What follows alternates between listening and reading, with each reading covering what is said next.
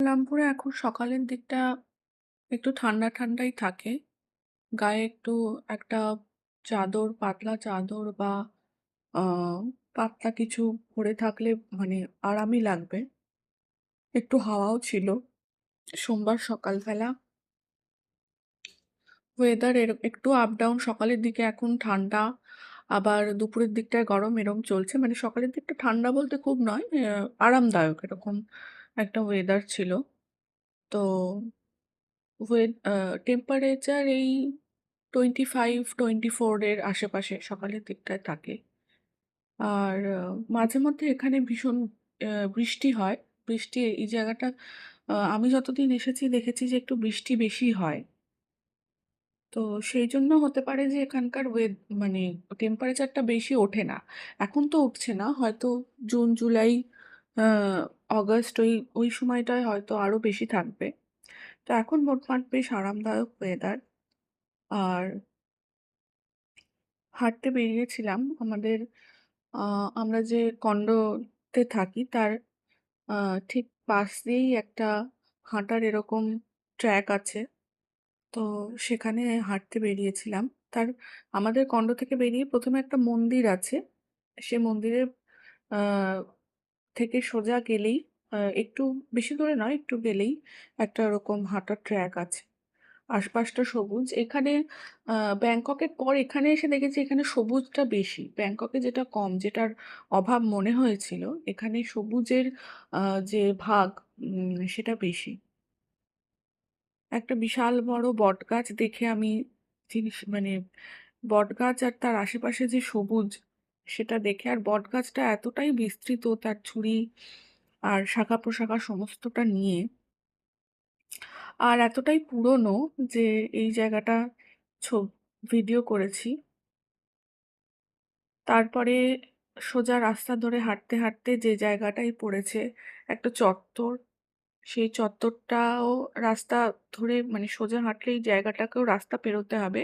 এখানে রাস্তা পেরোনোটা কিন্তু খুব একটা শক্ত কিছু নয়। ট্রাফিক লাইট নিজে থেকেই মাঝে মধ্যে রাস্তা পেরোনোর জন্য অন, মানে হয়ে যায়, গাড়ি থেমে যায়। তো রাস্তা পেরোনোটা খুব একটা অসুবিধা মনে হয়নি। তারপর এই জায়গাটা, আহ, সোজা রাস্তা ধরে হেঁটে এই জায়গাটা কোনো মসজিদ বা এরকম কিছু একটা হবে। রাস্তার অপোজিট সাইডে যেটা দেখা যাচ্ছে একটা কোনো মসজিদ, বেশ পুরনো, বেশ ভালো লেগেছিল দেখতে। আর এটা তো এদের কুয়ালালামপুরের পতাকা।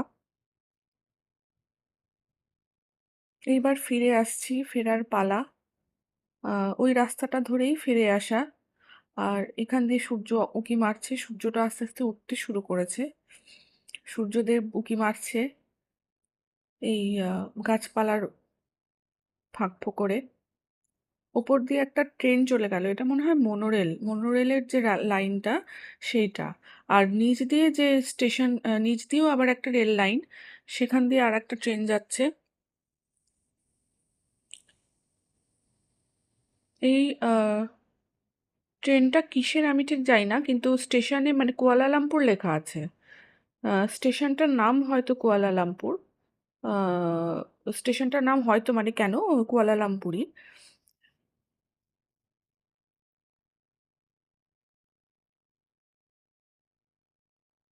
পাশ দিয়ে গজিয়ে ওঠা অশ্বত্থ গাছ, ছোট্ট একটা ওভারব্রিজের মতো। এই যে সূর্য উঁকি মারছে, সূর্যদেব তার সমস্ত কিরণ নিয়ে একদম সমস্ত দিক আলোকিত করে আছে, আলোকিত করছেন।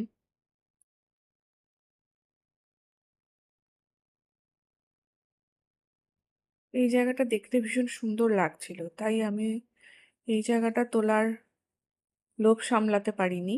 এইবারে ফেরার পালা।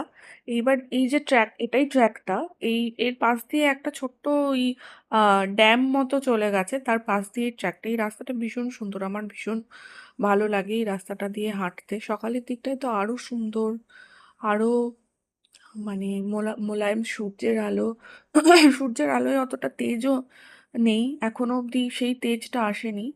বেশ একটা মোলায়েম ভাব আছে যে রোদটা গায়ে পড়লে বেশ আরাম লাগে, সেই রকম একটা রোদ। এই রাস্তা দিয়ে আরো অনেকেই হাঁটে সকালবেলা।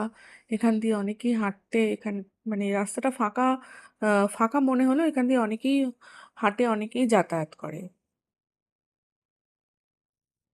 এই ট্র্যাকটা পুরোটাই তোলা তুলে ধরার চেষ্টা করেছি। তারপর আবার ব্যাস ফেরার পালা।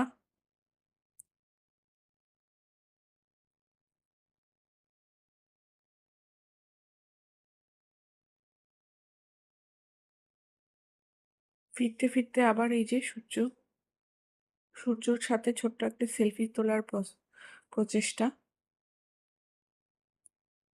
মাথার ওপরে গাছপালা, সবুজ সমস্ত কিছু দেখা যাচ্ছে।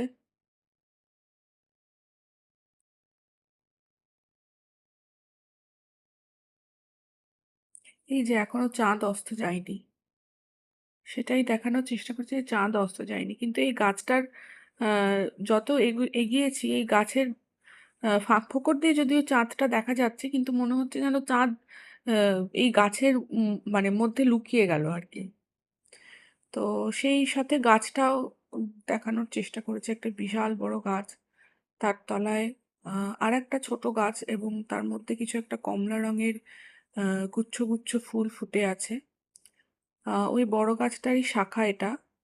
আর এই কমলা যে ফুলগুলো ফুটে আছে গুচ্ছ গুচ্ছ মতো, আহ একটা সুন্দর গন্ধ আছে, একটা কোনো একটু হালকা বুনো বুনো গন্ধ। গন্ধটা ঠিক বলে বোঝানো মানে ঠিক সুগন্ধ নয়, কিন্তু একটা হালকা বুনো গন্ধ। আহ সকালের মানে ভোরের দিকের আহ, অনেক ফুলেরই তো গন্ধ পাওয়া যায়, কিন্তু এই গন্ধটা খুব ইউনিক ছিল।